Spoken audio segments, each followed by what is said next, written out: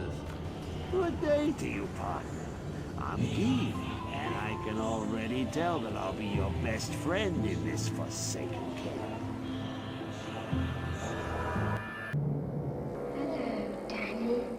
Hey guys, Wheat Solo here, aka the Skeleton King.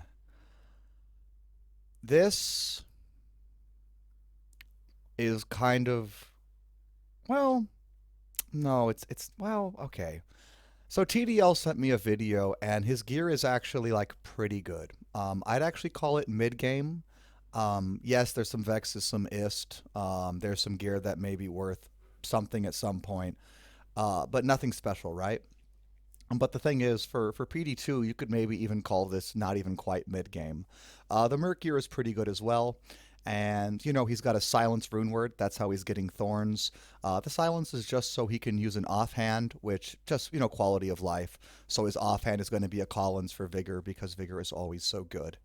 And I was really worried because when he told me he made a video with blood golems and they're going faster, and I saw that it took him almost 20 minutes to do a Tarajan, I was kind of disheartened. And then I said, I haven't watched it. Maybe you don't play that fast. And he went, I was actually pushing tempo pretty quick. And that's what I don't think he's doing. I don't think he's pushing tempo, which gives me hope that blood golems can definitely clear faster than this. And no offense, TDL, but this is definitely some fairly passive summon play, which is good in the sense that blood golems can clear faster. This is a very good map. What was it? Like 100 density, increased velocity. Increased velocity is one of the like most primo mods you can get on a map. They just make you clear the map quicker, especially for a summon build where all of your summons have to actually contact the minions unless they're ranged, which are broken, as we all know now. These blood golems are not. So the quicker monsters get in the range, the better. Now he is using Decrep. I'm not completely against Decrepify on a blood golem build, but someone did bring up a very good point that you still kind of rely on monsters attacking you, and so Decrep kind of defeats that purpose, but Decrep also adds minus 10 more PDR. So maybe it's a wash, but at the end of the day, since he's actually using Ellie revives, specifically the Provincial Lords, I think they're called Night Lords as well, but they're easily confused because there's another Night Lord in the game. But these are just the Provincial Desecrate. It's the only thing that spawns there, so they're very easy to get, and they're actually quite good. I think he could have just ran Amp and LR, and it would strictly be better for this version of his build. Also, if you are going to be pushing the pace faster, there is one summon in the game I'd like to bring up really quickly that just is the best thing to add to any summon build. Well, revives, because they're just the best summon in the game, but specifically council members. Now, council members, yes, they're very good single target, but actually at dealing with a map by themselves, they're really not that good. In fact, many players find physical revives better early on because they splash. But what council members do later on in the game is once your other summons or your mercenary clears most of the trash, the Hydras kill stragglers and, of course, champs and Ellies. So basically, you can just play a lot quicker, not wait for everything to die on the screen, and stuff still dies. So basically, think of it like being able to play a bit more like any other build. Instead of actually having to track down every single mob in the entire game.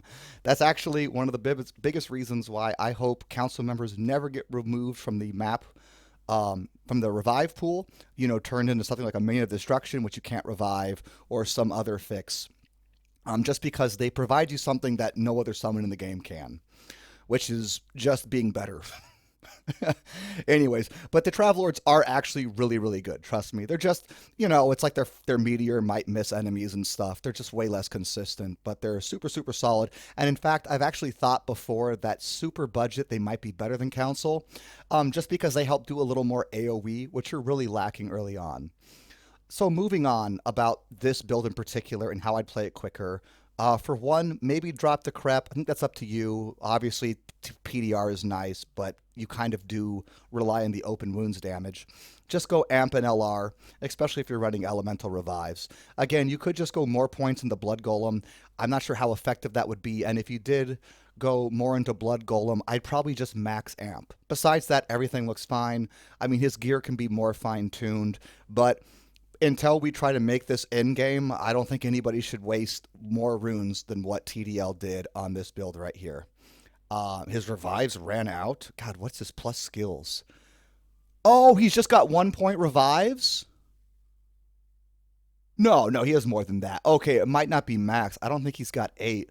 Sorry, the definition is so low when I watch these back and do audio because I'm in the video rendering mode. And I don't know, it just shows it way worse. So yeah, I don't think he has max revives, but I'll make sure to talk about that later. Oh, he's also took 14 minutes. Okay, never mind. Okay, that makes sense. I forgot. I'm watching this double speed. I was so confused why they all died. Another thing about revives is they're really not that bad as long as you can finish a map before having to go and recast them. Oh, a little drop. That's nice. If you don't, then yes, it's definitely a bit obnoxious. Now, as you could see, since he was able to just go to Provincial and get them all, how much time did that waste? Like 30 seconds? But yeah, this is kind of depressing me. But trust me, the build can be better than this, I promise. And by the way, TDL is now playing a Corpse Explosion Necromancer, and I don't think he's going to look back, because why would you ever look back? Summoners can be quick, but at the end of the day, there's just better builds out there as much as I love them, and they are, they call me the Skeleton King for a reason. Okay, what else can you do? Now we're running Act 1 Physical Merc, which is just default the best Merc in the game. It's just so simple to use. Yes, Act 5 Bio's Whirlwind is absolutely insane. Emilio has probably still the most consistent single target DPS and best AI, also some good auras.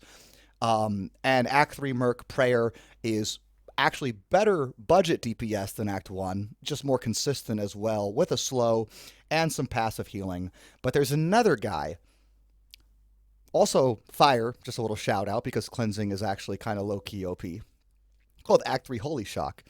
And I actually think Act 3 Holy Shock is the direction this build should go in game. And I think it might actually be faster than Act 1 Fizz.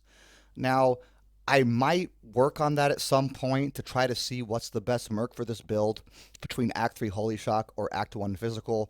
I guess it could be Act 5 BO just for more physical pierce, because there's one other world that might make sense. The reason why Act 3 Holy Shock and Act 5 BO might compete with Act 1 Physical is imagine playing this build more like a Fire Golem build, where you just stomp, pulse. And so basically you'd curse stomp. So what? That's 20 frames per pack, tops. And Act 3 Holy Shock would Static Shock, which would reduce mob health. And then Act 5 would put a Battle Cry, which would lower their PDR. And possibly you can get their open wound damage high enough to where you could just one-tap mobs. Now, I'm not doing math on this. I don't know if that is possible for sure. But you might go, but with solo, you got to get 3 stacks. Well, guess what? That's not how it even works. Open Wounds is definitely not working as intended on Blood Golems. It does not stack 3 times. Someone actually brought that up in my YouTube comments from my last video, and it's pretty clear if anybody's played this build, just do a boss. The damage doesn't scale. What it does do, it appears to apply 1.5 times sheet damage on the first application, which actually could make the build better. Because if you get, let's say, 7,000 open wound damage, and then you've got 1.5 times that, because that's seemingly how much it applies, we're talking about 10,000 damage. Then you add on some negative PDR from amplified damage, and possibly Act 5B Battle Cry, or just Holy Shock, Static Shock, Static Field, God, my words suck, and just you're reducing the monster's health. I think you could actually kill mobs in 1 hit if they attack you, or, get open wounds on them somehow. So you'd still need to run a source of thorns. I don't think there's a better way to apply it. There's also the issue that I'm not sure. There's one other way, and that would be Running Man style, but it would still kind of play out in a very similar sense. And that's why, like, even playing it more budget, it might actually be better if to just get the Blood Golems to kill things by themselves, rather than doing like this weird half Green Goblin, half Blood Golem build, which I don't think synergize with each other well.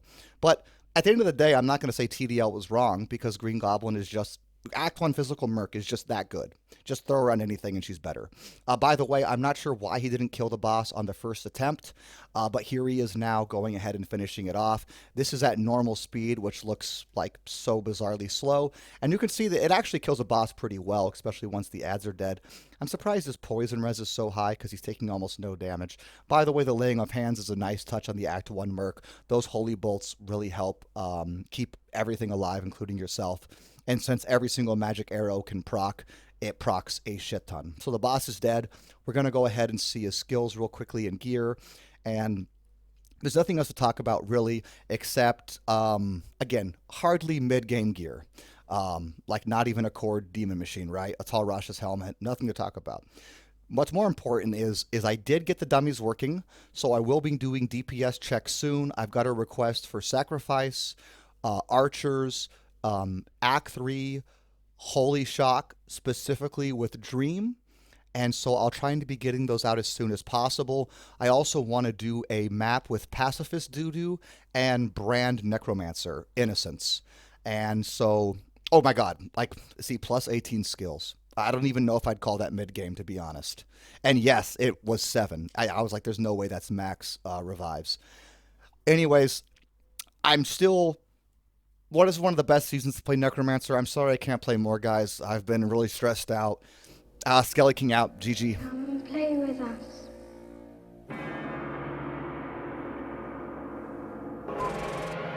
Come play with us, Daddy.